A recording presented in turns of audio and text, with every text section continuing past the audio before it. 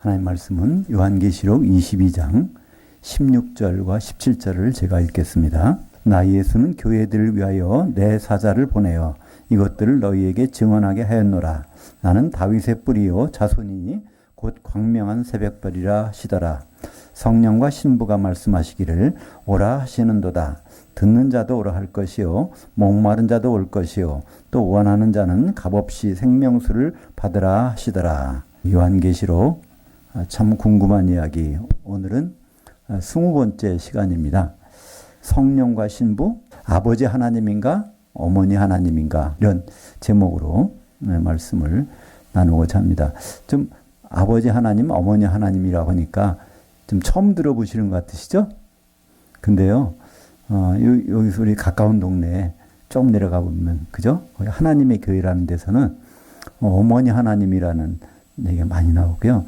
그 인터넷에 들어가시면요, 굉장히 많아요. 우리가 관심을 안 가져서 그렇죠. 성령과 신부 딱 하면 바로 이렇게 어머니 하나님에 대해서 얘기 나오는 거죠. 그래서 우리는 그것에 대해서 관심을 잘 가지실 필요가 있어요. 왜냐하면 남이 물어봤을 때 대답을 못하면 뭐 하겠어요. 저 사람들은 성경도 안 보나? 그럴 거잖아요. 오히려 그분들은 굉장히 성경이 열심히세요.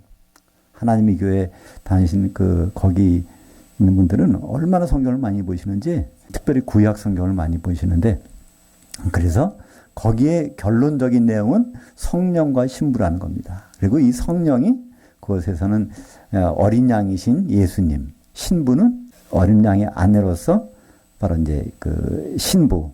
그래서 궁극적으로는 성령은 바로 아버지 하나님이 되시고, 그 다음에 신부는 어머니 하나님이라는 겁니다. 그래서 그 아버지 하나님과 어머니 하나님이 궁극적으로 아버지 하나님은 안상홍이라고 그러고 어머니 하나님은 장길자 여사라고 그럽니다. 바로 그 내용이 거기서 주장하는 거예요. 근데 그분들이요, 신천지보다도 훨씬 더 세력이 훨씬 커요. 자기들이 주장만 해도 뭐 150만 명인가 그 신도가. 근데 또 어떤 주장은 300만 명인가 500만 명까지 간다고 그래요. 전국에서 좋은 건물 있는 데는요, 웬만한 건물은 다 저기 하나님의 교회의 건물이에요. 그 정도로 이제 아주 번성하고 있습니다. 근데 우리가 거기에 대해서 아무것도 모르고 있다면요, 이건 우리의 직무유기나 마찬가지죠. 알아야 될 거 아닙니까? 그래서 오늘은 요한계시록 참 궁금한 이야기 첫 번째부터 쭉 해서 이제 19번째까지, 지난번에는 맏아들에 대해서 우리가 했습니다. 그죠? 예수님은 맏아들이시다.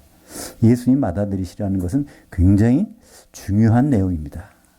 예수님이 독생자로 하면요, 우리는 절망이에요. 어느 집안에 독생자가 있다 그러면, 외아들이 있다 그러면 하나님의 그 집안의 자녀가 되는 것은 불법이란 말이에요. 그죠? 예. 외아들인데 내가 그 집의 아들이다 그러면 이건 가짜잖아요. 그래서 예수님은 독생자로 오셨습니다. 그러나 죽으시고 부활하실 때는 맏아들로 부활하셨어요. 그러니까 초림 때는 독생자로 오셨지만 재림 때는 뭐로 오세요? 예, 맏아들로 오십니다. 그것이 히브리서 1장 6절에 보면 맏아들을 이끌어 세상에 다시 오게 하실 때에, 독생자가 오신다는 거 아니에요. 맏아들이 오시는 거예요. 그렇기 때문에 우리는 예수님 안에서 하나님의 아들들이고 하나님의 자녀들이 돼서 그분을 맞이하게 되는, 그것이 바로 예수님이 맏아들이라는 것. 지난 시간에 요한계시록 1장 5절에 바로 예수님이 맏아들이시다는 것 내용이 있는데, 우리말 성경은 아무리 읽어봐야 눈 씻고 봐도 맏아들이라는 단어가 없어요.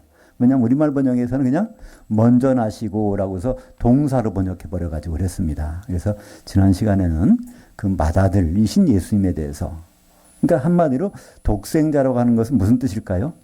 하나님의 사랑을 표현하는 방식입니다. 그거 말고 다른 방법이 있을까요? 외아들을 죽기까지 내어주도록 우리를 사랑하신 그 사랑은요, 이 세상에 없는 사랑이에요. 그것을 성경에서는 아가페 사랑이라고 합니다.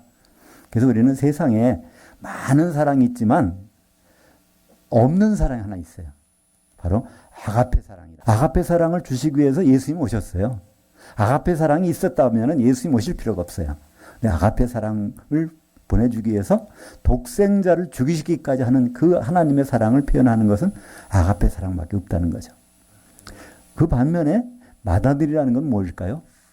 맏아들은요, 우리가 아무 대가를 안 치렀는데도 하나님이 일방적으로 맏아들이 되시게 함으로 해서 우리는 공짜로 아무 우리 노력 없이 하나님의 자녀가 되는 길을 터주신 거예요.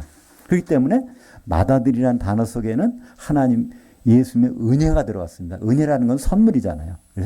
그래서 하나님은 사랑이시고 또 은혜가 두 가지가 같이 갖고 계신 분인데 그걸 성경인 단어는 독생자로 오셔서 하나님 사랑을 표현하시고 죽고 부활하신 다음에 맏아들로 부활하셔서 우리 누구나 다 예수 안에 있으면 하나님의 자녀가 돼서 그분의 맏아들로 되어갖고 바로 주님을 맡게 돼서 바로 이 맏아들이라는 단어는 요한계시록에서 중요한 핵심 단어 1장 5절에 바로 죽은 자들 가운데서 맏아들 되셨다는 것이 요한계시록 1장 5절에 보면요. 여기에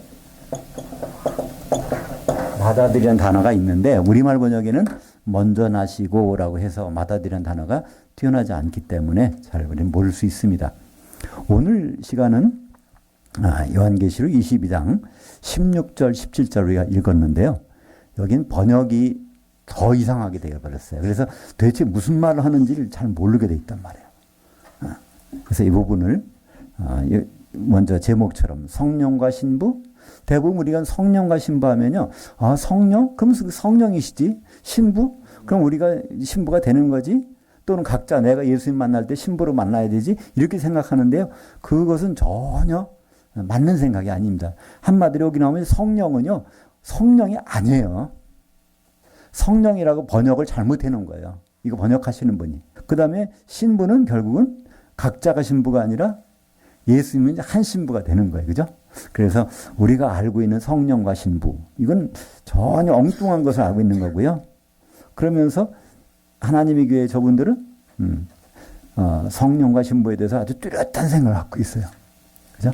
바로 성령은 결국 안상홍님이고 신부는 장길자님이고 그렇기 때문에 아버지 하나님은 안상홍, 어머니 하나님은 장길자. 이것이 창세기부터 내려오는 결론이라고들 말하는데요. 우리는 듣고 나서 그럴 리가 하면서도 대답을 못해요. 그죠? 이것을 성령과 신부에서 성령이라고 아는 순간에는 대답을 못해요. 근데 사실은 여기서 성령이라는 단어가 아닙니다. 그 영이란 단어예요. 그 영, 성경 원문에 보면 그 영과 신부가 말씀하시기를 했는데 사실 말씀하시는 것이 아니라 말하기를 해야 돼요. 왜냐하면 요한계시록은 누가 주신 말씀이죠? 예수님. 그죠? 요한계시록 1장 1절에 뭐라고 시작하죠? 예수 그리스도의 계시. 계시라고 하는데요. 이 계시란 뜻은요. 뚜껑을 열었다. 커튼을 뜯어냈다는 얘기입니다. 그 영화관에 가시면 또 연극 보러 가시면요. 시작하기 전에는 막이 닫혀져 있어요. 그죠? 속에 무슨 일이 벌어지는지 우리는 궁금하잖아요. 추측만 할 뿐이에요. 거기에 어떤 배우가 있을까? 어떤 연극을 위한 시설이 설치되어 있을까? 전혀 추측만 해. 아, 이것은 비극이니까 뭐가 있니까 이건 희극이니까 그런 건 추측만 하지 내용은 몰라요. 그러나 커튼은 뜯는 순간에 그걸 딱 들여다보는 거예요. 그죠? 그러니까 바로 요한계시록은요. 해석하는 거 아닙니다. 많은 사람들은 요한계시록 어렵다고 그래요. 그러니까 요한계시록 알면은 성경에 대한 지식을 많이 했다고 생각해요. 그러니까 구약 성경을 많이 읽어야 되고 알아야 된다고 생각해요. 근데 이 요한계시록은요. 예수 그리스도께서 펼쳐졌다는 거예요. 그럼 요한계시록은 뭐만 보기만 하면 돼요. 여러분 드라마 좋아하시죠? 드라마를 아무리 설명 들어봐야 잘 이해가 안 가요. 그죠? 더구나 몇 회가 지났어. 어떤 드라마가 스카이캐슬이 요새 유명하다. 유명한다. 그거 중간에 한번 들어보세요. 무슨 얘기인지 모르지. 잘 몰라요. 그죠? 처음부터 보면 이해가 가. 근데 중간에 보면 몰라요. 한참 보다 보면 연결이 돼서 안단 말이야. 그러니까 드라마 보실 때 사전 찾고 국어 사전 찾고 그렇다면 참고서 가지고 드라마 보십니까? 그 필요가 없단 말이에요. 보기만 하면 돼요. 계속 보기만 하면. 요한계시록이 그렇거든요. 요한계시록은 있는 그대로 읽고 듣고 그걸 세 보면 다 풀리게 돼 있어요. 그렇게 주셨단 말이에요. 그러니까 요한계시록은 1장 3절에 뭐라고 돼 있습니까? 이 예언의 말씀을 읽는 자와 듣는 자들과 또 그것을 지키는 자라고 되어 있는데 그건 번역이 적당한 번역은 그것을 주목해서 보는 사람들. 주위에서 보는 자들은 복이 있나니 때가 가까움이라. 그래서 요한계시록은 잘 해석해봐란 말이 없어요. 요한계시록 해석한다는 건 잘못된 겁니다. 해석은 뭘 해석해야 돼요? 묵시는 해석해야 돼요. 환상도 해석해야 돼요. 그러나 계시는 해석할 필요가 없습니다. 드라마 이해가 안 가. 그럼 다음 편 보면요. 풀려. 그 다음 편면 마지막 끝까지 보면요. 쭉 연결이 돼요. 그죠? 마찬가지로 요한계시록도 처음에 1장 읽을 때 이해가 안 가. 2장 읽으시고요. 3장 쭉 가다 보면 먼저 있던 것들이 다 거기서 풀려 나와요. 요한계시록은 다른 참고서가 필요 없습니다. 요한계시록은 요한계시록 자체 내에서 설명이 다 돼요. 요한계시록 예를 들어서 별이 뭘까? 그러면 요한계시록 1장 20절에 별은 곧 천사라고 그래요. 그럼 떨어진 별이 뭘까? 타락한 천사. 뭐 큰 별이 떨어졌다 그래요. 그럼 뭘까요? 사탄. 그러니까 요한계시록은 자체적으로 설명이 다 된단 말이에요. 땅의 3분의 1이 어떻게 됐다? 땅이 뭘까? 땅은 교회예요. 왜냐하면 요한계시록 시작할 때 땅의 왕들의 머리가 되신 예수님이라고 했으니까 예수님은 교회의 머리시잖아요. 그러면 교회란 말이죠. 그래서 요한계시록은 그나마 모든 내용들이 요한계시록 다 설명이 되어 있기 때문에 다른 참고서를 볼 필요가 없습니다. 그래서 요한계시록은 그것을 읽고 듣고 이것을 주목해서 보면 그게 다 복이 된다는 겁니다. 요한계시록 한마디로 복 받으라고 주신 거예요. 그때 이 복은 성경에 나오는 복은 두 가지라고 그랬죠. 하나는 이 세상에서 잘 되는 법, 건강하고 형통하고 뭐 자녀들이 잘 되고 모든 것들이 잘 죽을 때까지 아주 편안하게 되는 거.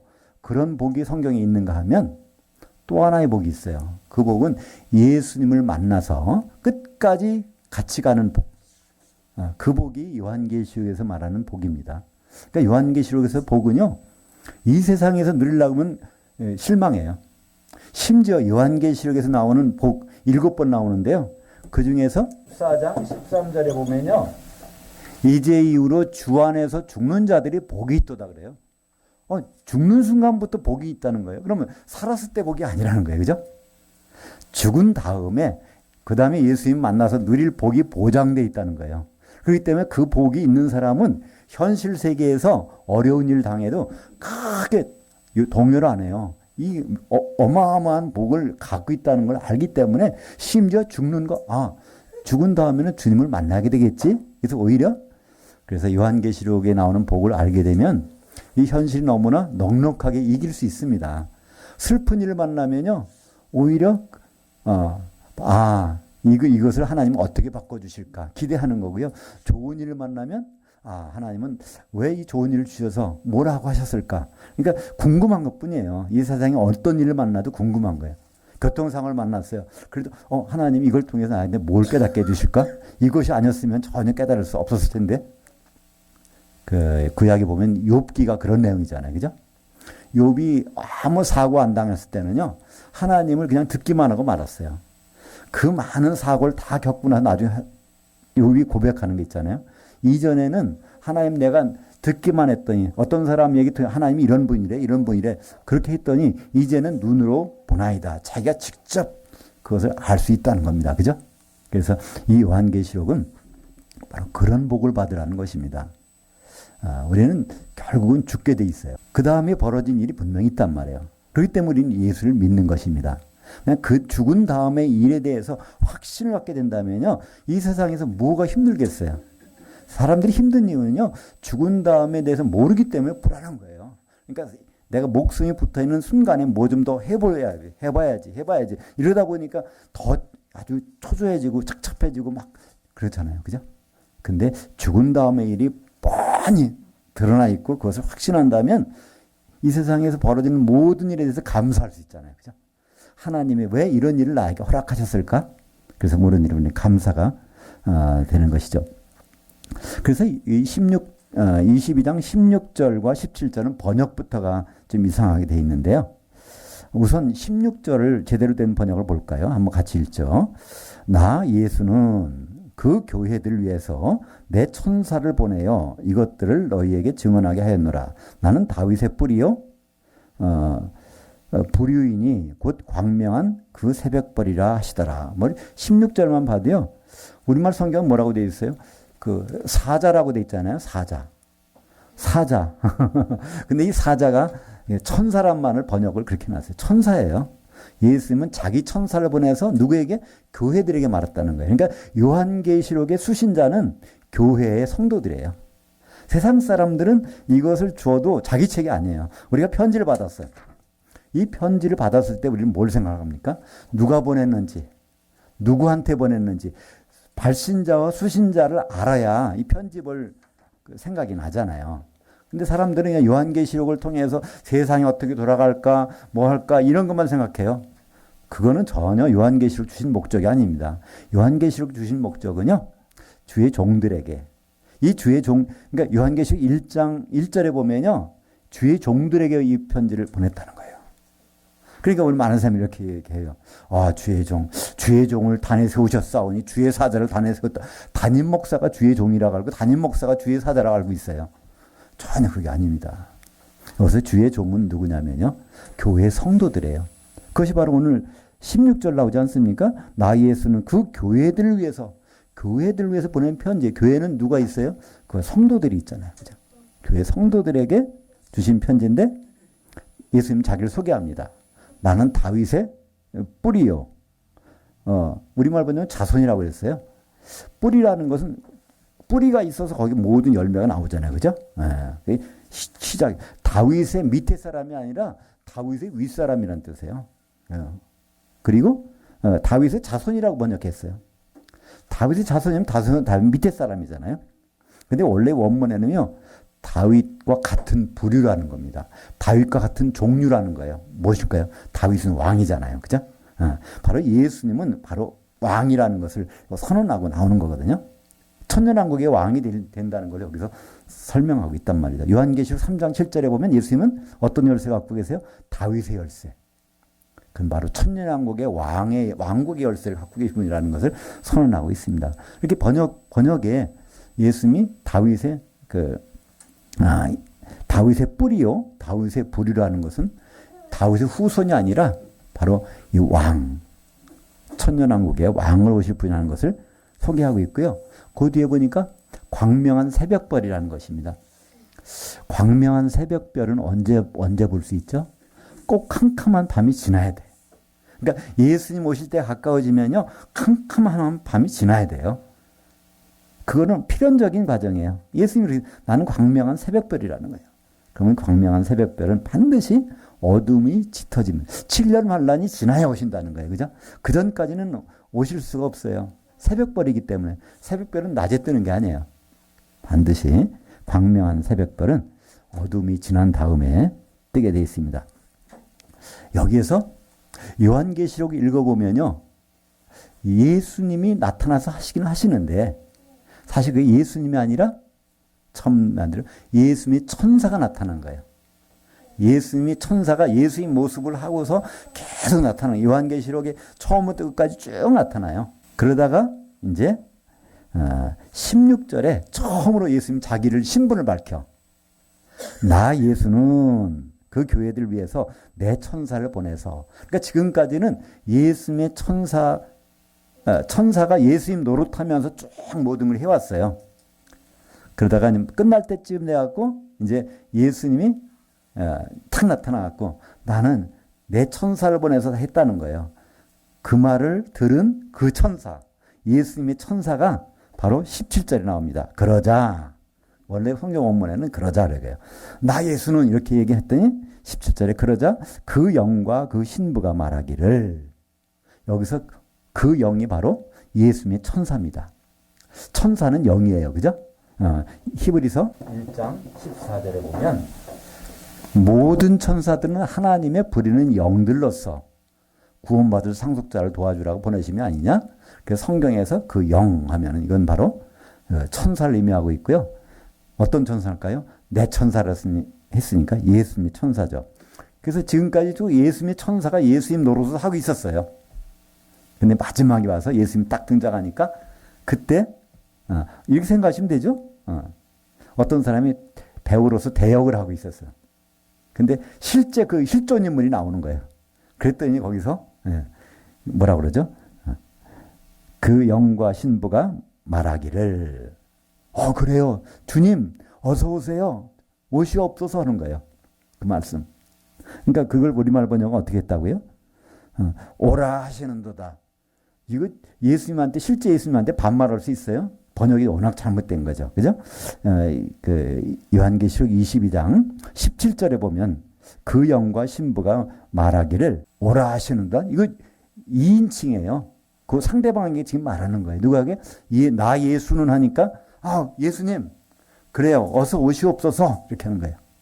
근데 우리말은 그 반말하고 있잖아요. 오히려 말하는 사람은 말씀하시길 해놓고 그 다음에 그 영과 예수님의 천사와 그러니까 이걸 어떻게 그 영이 예수님의 신부인데 예수님의 천사인데 지금 여기에 예수님이 딱 나타났어.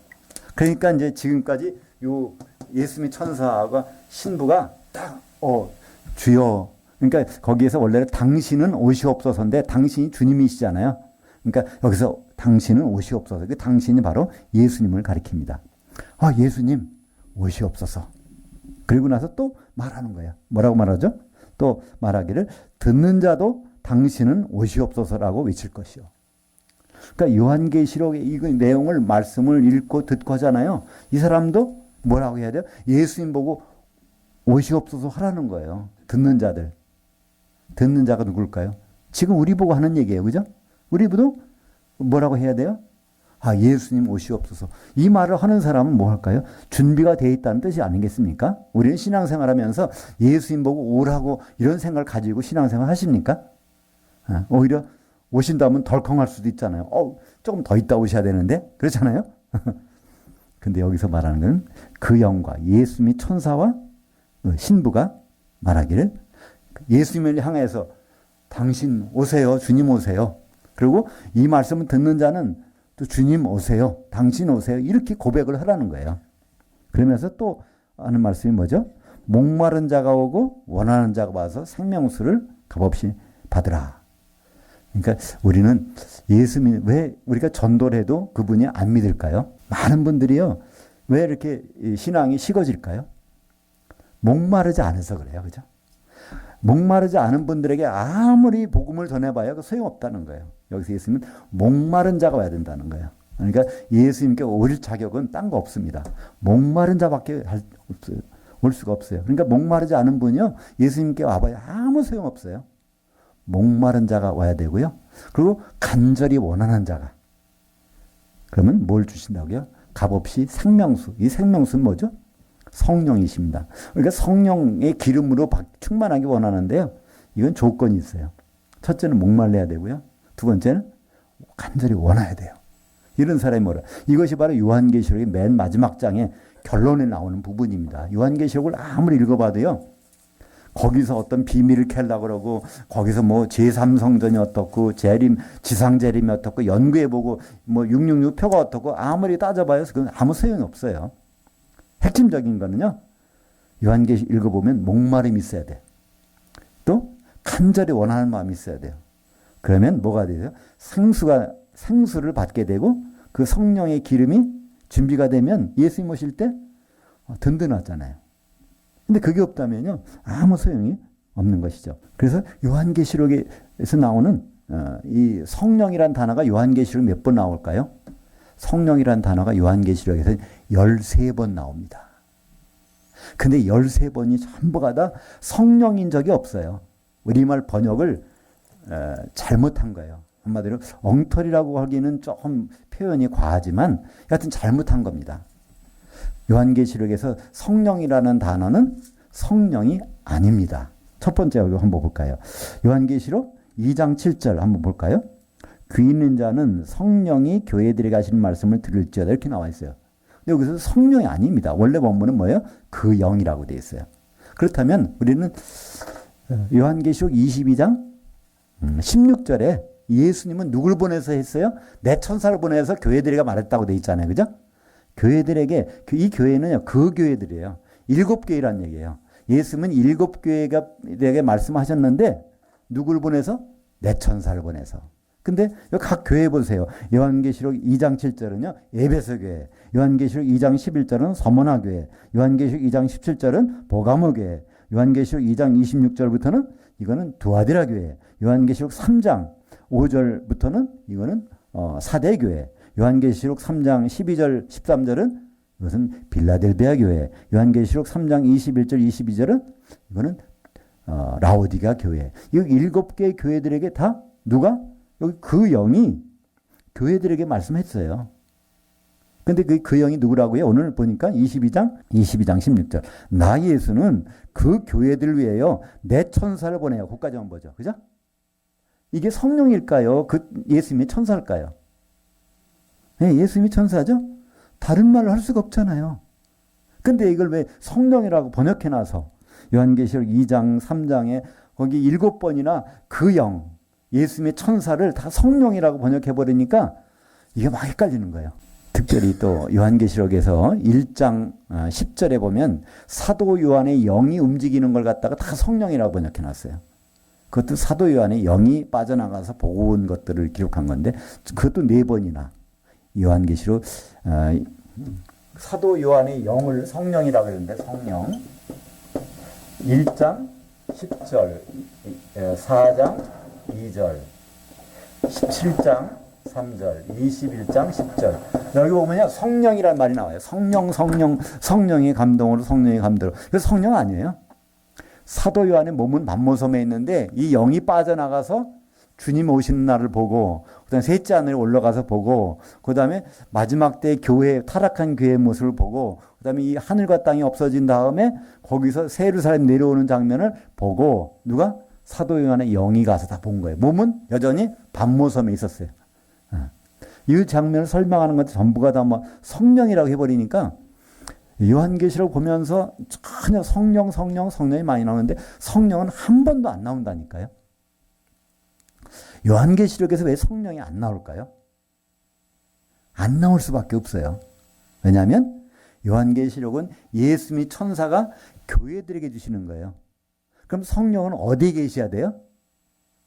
성령이 계시는 곳은 어디죠? 교회. 그러니까 교회에 계신 분이 성령이야. 그러면 교회 외부에서 교회에 대고 말씀하는데 성령이 말씀한다면 말이 되나요? 자기가 자기한테 말해 이거 독백이지. 안 되잖아요. 그죠? 그러니까 요한계시록은 발신자가 누구라고요? 예수님의 천사. 수신자가 누구예요? 교회. 성령은 어디 계세요? 성령은 지금 어디 계세요? 교회에 계세요.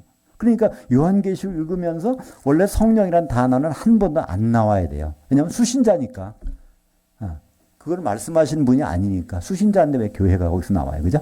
참 성령이. 그래서 요한계시록은 1장 1절부터 22장 21절까지 한 번도 성경 원전에는 성령이란 단어가 안 나옵니다. 그건 성령이 안 계시다는 뜻이 아니고 성령은 교회 가운데 계시기 때문에 그렇습니다. 우리는 성령의 기름을 생각하면서 많이 성령이 어디 계실까? 마태복음 18장 20절 한번 볼까요? 거기 이제 프린트물 중간에 4번 밑에 보면 마태복음 18장 20절이 있습니다. 같이 보죠. 두세 사람이 내 이름으로 모인 곳에 나도 그들 중에 있느니라. 그 예수님이 두세 사람이 모인 곳에 있겠다는 거예요. 이 두세 사람은 당연히 하나님의 자녀들, 아들들이고 제자들이고 성도들이죠. 근데 이 예수님이 내 이름으로 모인 곳에, 근데 예수님은 이 말씀하신 다음에 요한복음에서 뭐라고 그러세요? 내 이름으로 가서 성령을 주시겠다는 거예요. 내가 가지 않으면 그분이 오시지 않을 것이요. 내가 가면 그를 보내리니. 그래서 바로 예수의 이름으로 모인 곳에 성령께서 와 계신다는 겁니다. 거기는. 그죠? 요한복음 14장 17절에 보면 예수님이 그런 말씀 하셨어요. 그 성령에 대해서 그분은 제자들과 같이 있다는 거예요. 당시에. 성령께서. 근데 성령은 언제 오시죠? 오순절에 오시잖아요. 그죠? 근데 왜 제자들과 같이 있었죠? 예수님이 성령 충만한 분이니까 예수님이 있는 동안에는 제자들에게도 같이 있는 거예요. 근데 예수님이 가셨어. 그럼 성령이 없어졌어요. 그죠? 근데 예수님이 가신 다음에 성령을 보내주셨어요. 그래서 거기서 지금은 함께 있지만 그때는 너희 가운데 있다는 거예요. 제자들이 모이면 그 한가운데 성령이 충만하게 계시겠다는 것이 요한복음 14장 17절이죠. 그렇기 때문에 고린도전서 3장 16절 같이 읽어보죠. 너희가 하나님의 성전인 것과 하나님의 성령이 너희 안에 계시는 것을 알지 못하느냐? 여기는 너희는 이 말 때문에 많이 오해가 돼요. 나 성령 받았어. 그러니까 여기 내가 하나님의 성전이야. 이렇게 생각하는 사람이 있어요. 내 몸이 성전이니까. 이건 그런 말이 아니에요. 그죠? 너희는 복수입니다. 성전은 단수예요. 그러니까 한 사람이 있으면 성령이 거기 계실 수가 없어. 그죠? 적어도 두세 사람이 있어야 너희가 돼야 거기에 하나님의 성전이 되고 바로 성령이 거기에 계시는 것입니다. 그렇기 때문에 우리는요, 혼자 기도할 수 있어요. 혼자 성경 볼 수 있고, 혼자 뭐 할 수 있어. 그러나 그곳에는요, 성령이 계시기가 참 곤란해요. 왜 그렇죠? 그분이 이미 말씀하셨으니까. 두세 사람이 내 이름으로 모인 곳에 내가 있겠다고 했기 때문에 그분은 그러면 나 혼자 있으면 안 돼요? 안 돼요. 그 말씀 어길 수 없어요. 그래서 우리는 그것이 바로 붙어 있으라는 얘기가 아닙니다. 영적으로 교통하라는 거예요. 그죠? 끊임없이 영적으로 교통하는 그런 가운데 성령이 계시다는 거예요. 예를 들어서 고린도전서 5장에 보면요, 바울이 이렇게 얘기합니다. 바로 너희 가운데 바로 자기의 아비의 처와 같이 사는 사람이 있는데 왜 그런 자를 그냥 내버려 두느냐? 나는 비록 몸은 여기 에베소에 있지만 영으로는 너희들과 같이 있어서 그 사람을 심판했다는 거예요. 그러니까 영은요, 꼭 몸이 부딪히지 않아도 돼요. 그죠? 영적으로 교통하는 곳에, 그런 곳에는 바로 그것이 영적인 교회고 거기에는 성령이 계시다는 것을 말씀하고 있습니다. 에베소서 1장 13절도 같이 보죠. 교회는 그의 몸이니 만물 안에서 만물을 충만하게 하시는 이의 충만함이니라.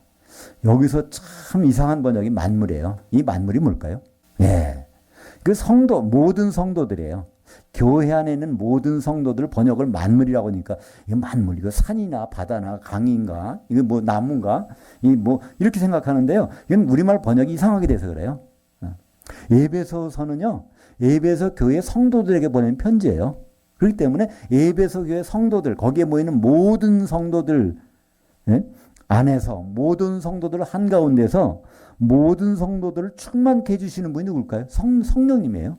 그러니까 이 성령님은요, 교회 안에 충만하게 해서, 진짜 교회라면, 우리가 말하는 건물로 된 교회나 뭐 이렇게 친목단체 교회가 아니라 예수 그리스도의 이름 때문에 모여서 있는 그런 공동체라면은 거기는 충만케 하시는 성령이 충만한 것이 바로 교회입니다. 그래서 요한계시록에서는요, 교회란 단어가, 성령이란 단어가 하나도 안 나와도 교회들에게 주신 거기 때문에 교회 자체가 뭐가 충만해요?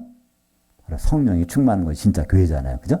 그것도 뽑아서 7교회. 하나님이 선택하신 7교회는요, 성령이 안 계실 수가 없어요. 그러니까 거기다가 말씀을 주시죠. 그렇기 때문에 성령이 교회에게 말씀하시는 법이 없어요. 이 교회 자체가 성령 덩어리인데 외부에서 바로 예수님 천사가 말씀하시는 것이죠. 그리고 여기서 하나 짚고나올 것이 다윗의 뿌리요 자손. 이게 자손이라는 거 아니라고 그랬죠? 예수님도 직접 말씀하셨어요. 누가복음 20장 44절 볼까요? 그런즉 다윗이 그리스도를 주라 칭하였으니 어찌 그의 자손이 되겠느냐? 예수님이 자기가 자손이 아니라는데 우리는 자꾸만 자손이라고 그래, 그죠?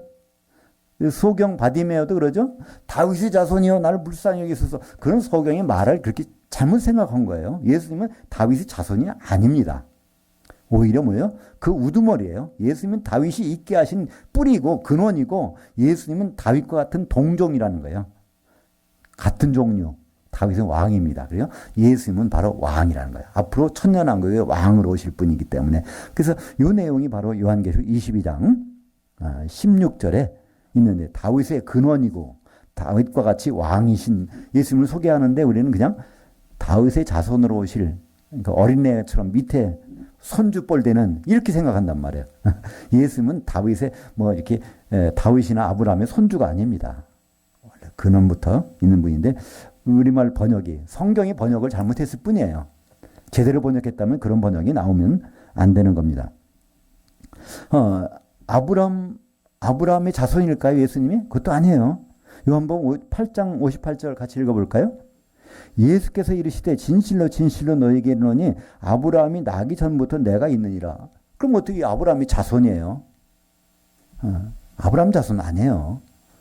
또 다윗 자손도 아니란 말이에요. 그럼 우리가 번역을 우리 성경이 번역을 잘못해놔서 그렇죠. 그래서 요한계시록 3장 7절에 빌라델피아 교회의 사자에게, 이거 사자가 아니라 천사입니다. 천사에게 편지하라. 거룩하고 진실하사 다윗의 열쇠를 가지시니, 바로 예수님은 다윗의 열쇠라고 하는데 이것은 바로 다윗은 여기서 왕을 나타냅니다. 왕의 열쇠. 그러면 천년왕국의 열쇠, 그리스도의 나라의 열쇠를 갖고 계신 분이라는 것을 말씀하고 있죠. 그래서 요한계시록 22장 16절에도 번역은 나 예수는 다윗의 뿌리인데 원래 근원이고 또 그와 같은 종류라는 거예요. 왕이라는 겁니다. 그죠? 근데 우리가 성경을 읽다 보면 신약 성경 마태복음 시작부터 그러잖아요.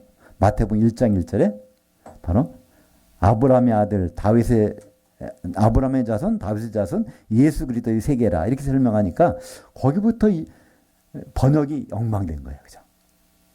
거기부터 아브라함의 자손이라고 그러는 거예요. 다윗의 자손. 그러니까 예수님 후손처럼 느껴지는 거예요.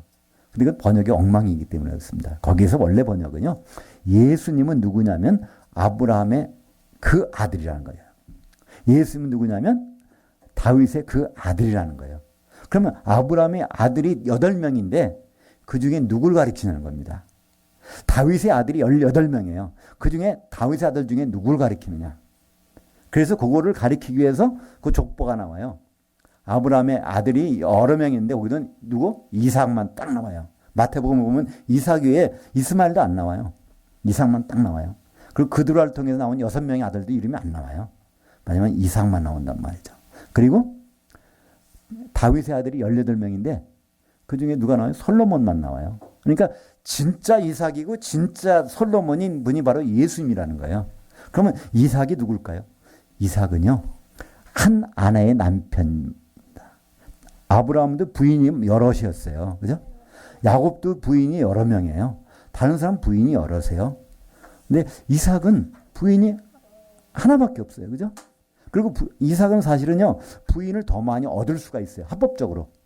왜냐면 그 리브가가 불임증 환자거든요.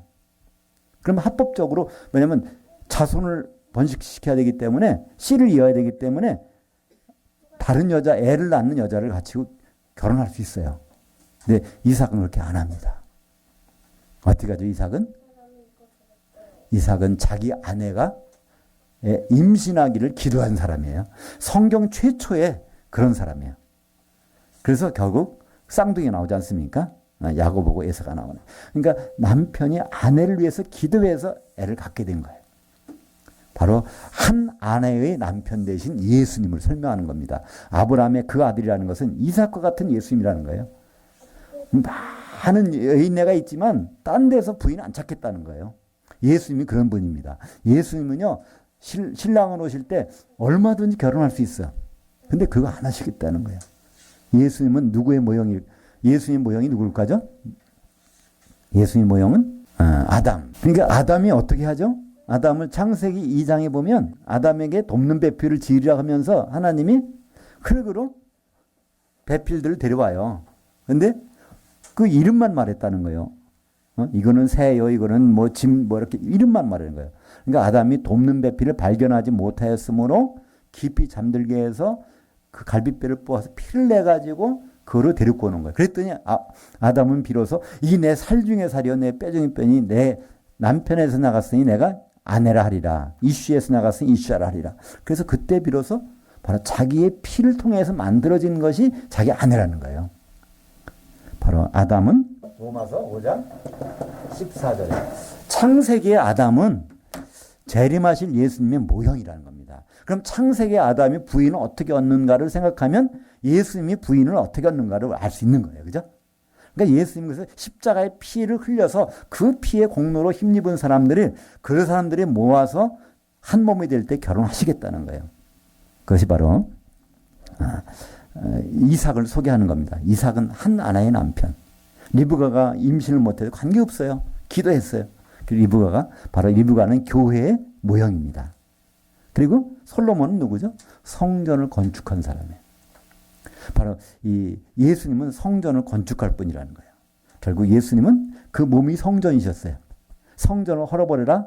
내가 3일 만에 일으키리라. 바로 그 몸을 헐어버리잖아요. 땅에다 상속에 묻어놨어요. 그랬더니 그분이 성전으로 다시 나타났어요. 요한계시록 끝에 가보면요. 뭐가 나오죠?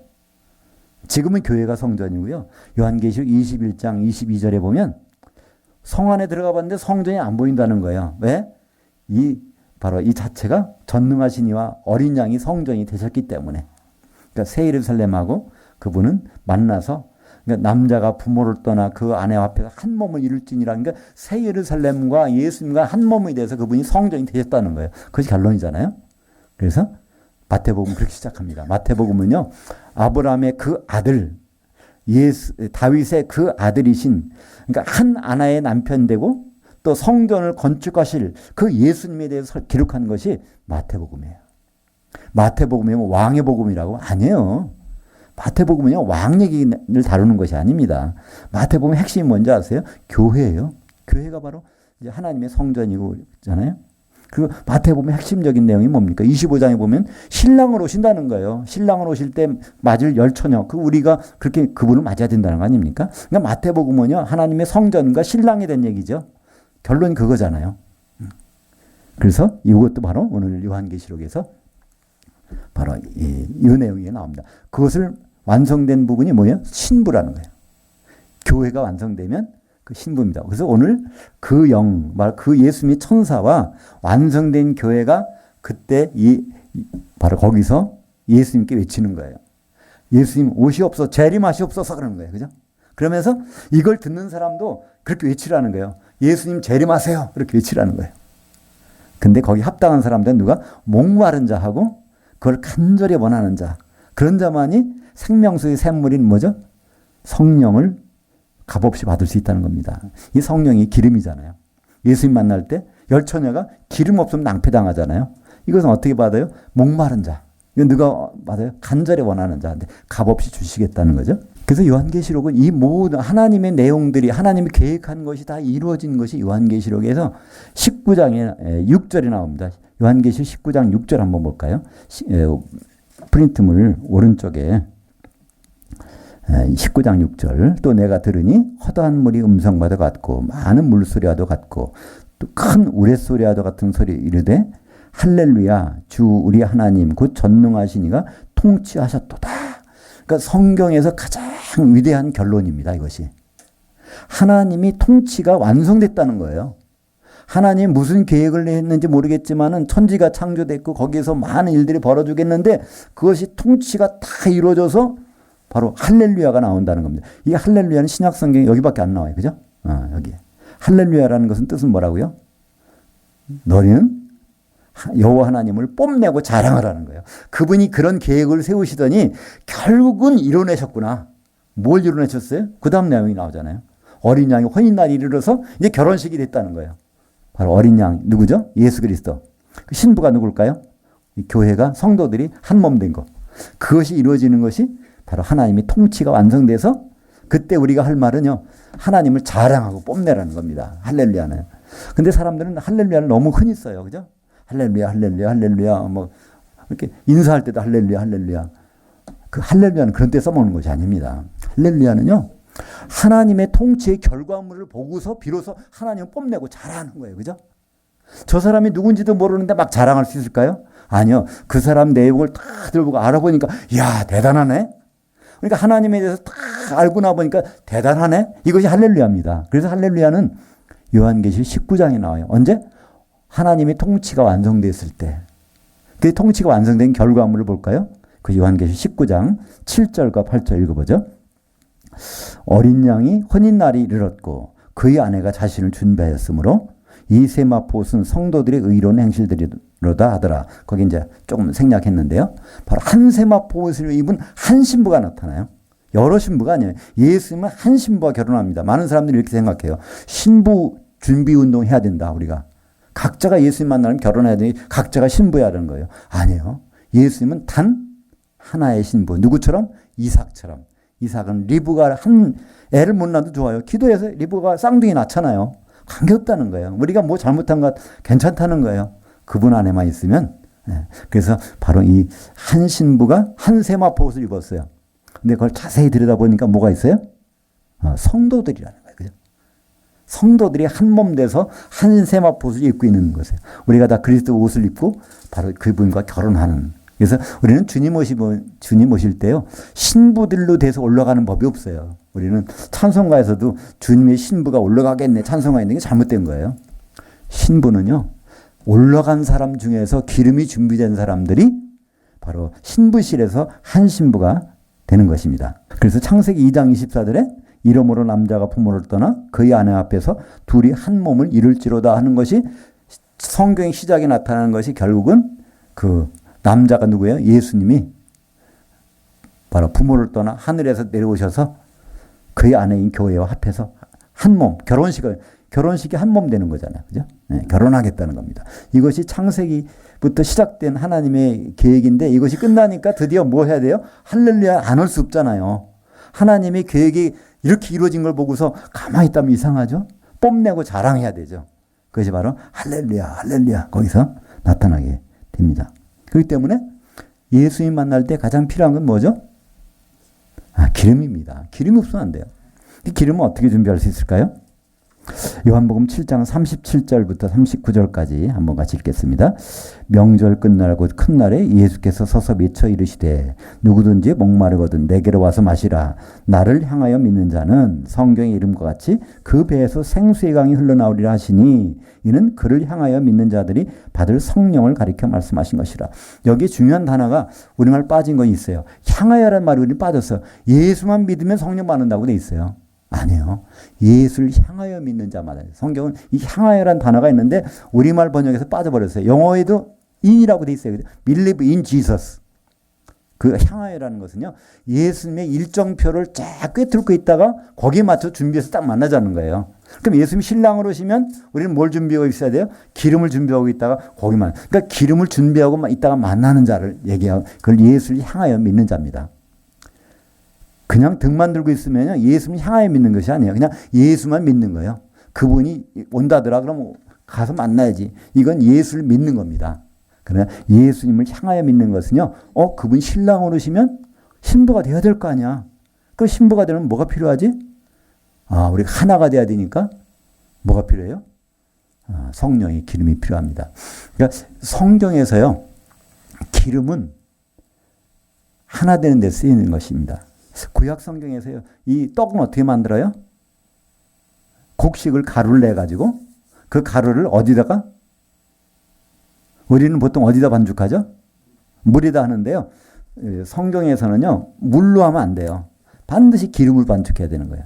이 등종지방에는 석회 성분이 많아가지고 그거를 반죽한 걸 먹으면 다 담수, 요도 결석 걸려가지고 이건 살아남지 못한단 말이에요. 그래서 반드시 기름은 떡을 만드는 데 사용합니다. 뭉치는 데 사용해요. 그래서 성령은 여러 가지 의미가 있지만 성령은 단 한 가지 의미가 있어요.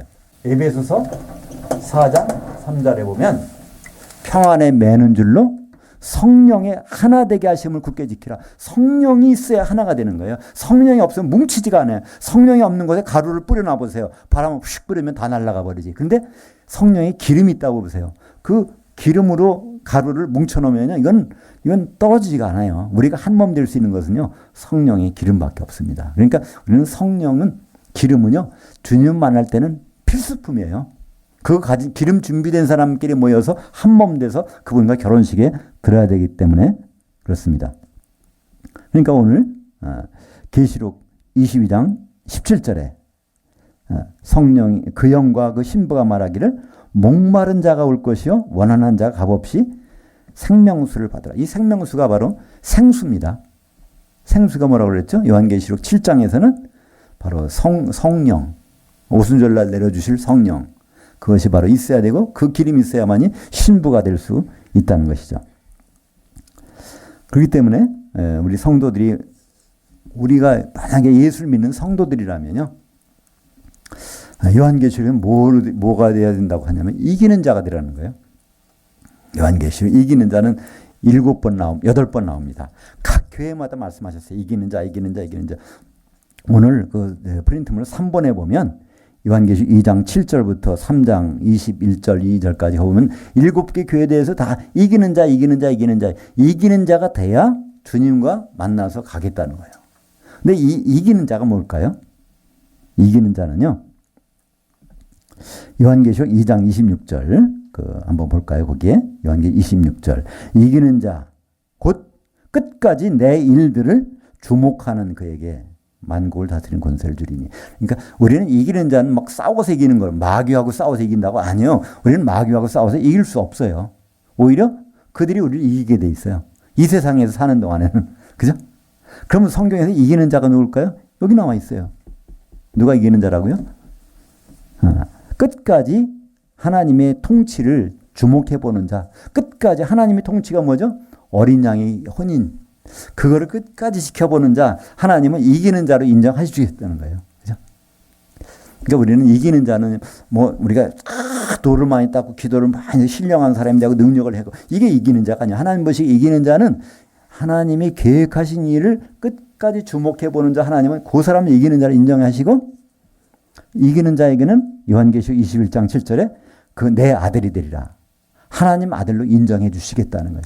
아주 완전히 그 입적을 시켜서 그냥 탁 해놓겠다는 거예요. 하나님의 아들로. 그럼 하나님의 아들들이 모이면 뭐가 되죠? 예수님과 결혼하려면요. 한 신부가 있어야 돼요. 한 신부는 누가 모여서? 하나님의 아들들이 기름 준비한 아들들이 모여서 한 신부가 됩니다. 그것이 그러니까 하나님 아들 돼 있다고 끝나면 안 돼요. 우리는 내가 예수 믿었으니까 구원받았다. 그럼 천국 가야지. 이게 아닙니다. 성경엔 그렇게 기록이 안 돼 있어요. 하나님의 아들들이 신랑에게서 쫓겨날 날이 있다는 거예요. 그것이 어디 있냐고요? 있어요. 마태복음 9장 15절 볼까요? 그 8번에 그 중간쯤 있습니다. 마태복음 9장 15절. 예수께서 그들에게 이르시되 신부실에 아들들이 신랑과 함께 있을 동안에 슬퍼할 수 있느냐? 그러나 신랑을 빼앗길 날이 있으리니 그때는 금식할 것이니라. 물론 우리말 번역에는 혼인집 손님들이라고 해놨어요. 그러니까 전혀 얼두당도 않은 말을 갖다가 이렇게 번역해놨는데 그건 말도 안 되는 얘기예요. 신부실, 신부 대기실에 있는 하나님 아들들이 쭉 있는데 거기서 열처녀가 다 올라간 거죠. 그죠? 거기서 기름을 준비한 사람들은 혼인잔치에 들어가는데 신부가 돼서. 근데 그렇지 못한 사람은 거기서 신랑을 빼앗길 날이 있다는 거예요. 누가? 하나님의 아들들이. 이것은 제 말씀이 아니라 성경의 마태복음 9장 15절 누가복음에도 있고요. 똑같은 말씀이 있어요. 그 아들들. 첫째는 아들들이 돼야 되고 두 번, 왜? 어떻게 해요? 이기는 자가 돼서 하나님의 일을 주목해서 봐서 이기는 자가 돼서 하나님의 아들들이 돼야 되고 둘째는 그 아들들이 그냥 덜렁덜렁 가면 안 되고 반드시 뭘 준비해요? 기름을 준비하고 있어야 신랑을 뺏기지 않아요. 신랑을 만나긴 만나요. 누구든지 예수만 믿으면 신랑을 만나요. 공중에 올라가서 신랑 된 예수님을 만나니까. 근데 거기서 뺏기면 큰일 나잖아요. 어디 가죠? 불 섞인 유리바다인 지옥에 들어가는 거예요. 얼마 동안? 1000년 동안. 그러니까 지옥이라는 것은요. 예수 안 믿는 사람 가는 것이 아니라 하나님의 아들들이 공중까지 올라갔다가 기름이 없어서 신랑을 뺏긴 사람들이 1000년 동안 있는 곳이 바로 불 섞인 유리바다인 지옥입니다. 그렇기 때문에 우리는요. 그 지옥에 대해서 한번 생각을 해야 돼요. 나 예수 믿었으니까 지옥과 관계없다. 아니에요. 예수 믿 누가 지옥 간다고요? 보실까요? 마태복음 10장 28절. 혼의 몸은 죽여도 혼은 능히 죽이지 못하는 자들을 두려워하지 말고 오직 영의 몸과 혼을 능히 지옥에 멸하실 수 있는 이를 두려워하라. 지옥 가는 거 두려워하라는 거예요. 누가 우리 보고 얘기하는 거예요. 지옥 가는 걸 두려워하라. 심지어는 마태복음 어디에? 5장 22절에 보면요. 형제에게 노하는 자, 라가라 하는 자, 미련한 자가 하는 자가 그 지옥에 들어간다는 거예요. 그 형제라는 건 누굴까요? 하나님의 아들들이 형제지. 서로가 주 안에서 형제잖아요. 그러니까 지옥은 형제 중에서 안 믿는 사람들은 어디 가요? 불못에 가는 거지 지옥 가는 게 아니에요. 우리는 착각하고 있어요. 그죠? 지옥과 불못을 똑같이 생각하는데 성경은 구분합니다. 지옥은 하나님의 아들들 중에서 던져지는 거고요. 바로 이 불못은 백보자 심판 후에 생명책에 이름이 없는 사람이 던져지는 것이 불못입니다. 그걸 성경에서는 구분하고 있죠. 그러니까 오늘 말씀을 이제 정리하겠습니다. 마지막에 22장 17절을 한번 읽고 뭐죠? 그러자 그 영과 그 신부가 말하기를 당신은 오시옵소서, 또 말하기를 듣는 자도 당신은 오시옵소서라고 외칠 것이요. 이 말씀이 성경에서 마지막으로 우리에게 주신 명령문이에요. 그러면 바로 우리에게 그 듣는 자는 예수님 보고 오세요 하라는 거예요. 근데 여기 이 말씀은요, 과거형 명령이에요. 과거형 명령은요, 한 번 하고 그만두라는 거잖아요. 그죠? 매일매일 하라는 게 아니에요. 주님 또 오세요, 오세요, 오세요가 아니라 한 번 오시옵소서라면 우리의 삶이 그대로 바뀐 상태에 있는 거예요. 예수님 오실 걸 준비하고 있는 거지, 예수님 또 오세요, 오세요, 그게 아니에요. 한 번만 하고, 그럼 우리 삶이 거기 바뀌어지는 거예요. 그렇잖아요. 우리 세상적으로도 그렇잖아요. 누굴 초대했어. 몇 월 며칠 날 우리가 와서 우리 집에 오세요. 한번 같이 식사하십시다. 초청해 놓고 나서 준비 안 하고 있다고 오면 어떻게 할까요? 근데 하물며 우리가 주님이라고 부르는 예수님한테 주여 오시옵소서 해놓고 나서 준비도 안 하고 있다면 이건 세상적으로 말이 안 되는 거잖아요. 그죠? 우리의 삶의 자세가 그분은 분명히 만날 거고, 또 그분한테 주여 오시옵소서 해놓고 나서 거기에 대해서 신경 안 쓰고 딴 일만 한다면, 내가 어디 여행 가야지, 내가 뭐 다른 일 해야지, 뭐 하지 말라는 얘기는 아니지만 항상 그 일을 하더라도 며칠 날이니까 어디 가서 시장 봐야지, 어디 가서 뭘 꽃도 사다가 준비해야지, 뭐 이것을 염두에 두고서 손님 맞을 거 아니에요. 요한계시록 결론은 주여 오시옵소서라고 하라는 거예요. 한 번만이라도. 그 다음에는 그 말씀을 가지고 살라는 거예요. 근데 과연 우리가 그렇게 하고 있는지 가끔씩 생각할 때마다 초청해놨을까? 내가 초청한 적도 없는 것 같은데 잊어버릴 때가 있어요. 예수님을 초청해놓고 오시옵소서 해놓고 나서 어떤 분은 오시옵소서 말도 안 해요. 그런 말이 어디 있어. 근데 성경의 마지막에 명령문으로 주님 오시옵소서 이렇게 하라는 거, 그것이 명령 듣고 나서 우리는 그냥 딴 일 보고 있단 말이에요. 그래서 그분은 오시고 계실 텐데 우리는 그냥 딴전 피고 있다면 말이 되겠습니까? 그래서 이 말을 들은 사도 요한은 이 말로 끝내요. 요한계시록 22장 20절 볼까요? 이것들을 증언하신 이가 이르시되 진실로 내가 속혈이라 하시거늘 아멘 주 예수여 오시옵소서. 그러니까 예수님이 그래? 그렇게 네가 나를 초청했어? 예. 그래 내가 갈게. 요한계시록의 마지막입니다. 성경의 마지막이에요. 그래 내가 갈게. 그랬더니 그 얘기를 듣고 있던 사도 요한이 아멘 주 예수여 오시옵소서 하고 성경은 끝나는 거예요. 그 뒤에 하나님은 더 이상 어떤 한마디 말씀도 주신 적이 없습니다. 지금까지 성경에 66권 중에서요. 그 이후로는 주신 말씀이 없어요. 마지막으로 그 말씀이 우리는 여운이 남아야 돼요. 그죠? 우리 생각함 가운데서 내가 주님 오시옵소서 내가 한번 했지? 그러면 내가 거기 맞춰서 준비하고 살고 있을까? 내가 이러다 죽으면 어떻게 되지? 관계없어요. 이제 주 안에서 죽는 자는 복이 있도다. 바로 그분을 만나게 되리니. 다시 부활해서 만날 테니까. 내가 사는 동안에 주님 오면 어떡하지? 그럼 더 좋은 거고, 그죠?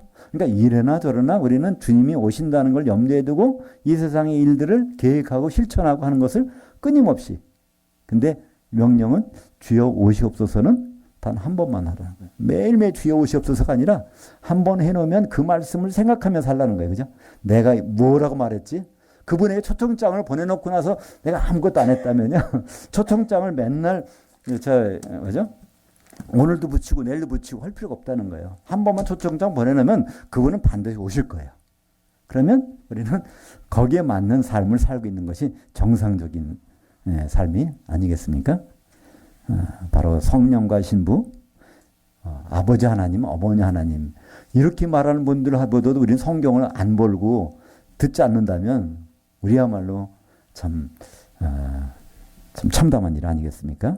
진정 우리가 하나님을 사랑한다면, 그분의 사랑 안에 있다면 성경 다는 읽지 못해도 성경 맨 마지막에 있는 맨 끝에서 명령한 그 명령문 주여 오시옵소서라는 걸 한번 외쳐보라고 하고 그 삶을 가지고 그 말씀을 가지고 우리가 주님을 만날 때까지 준비하는 저와 여러분 됐으면 좋겠습니다. 기도하겠습니다.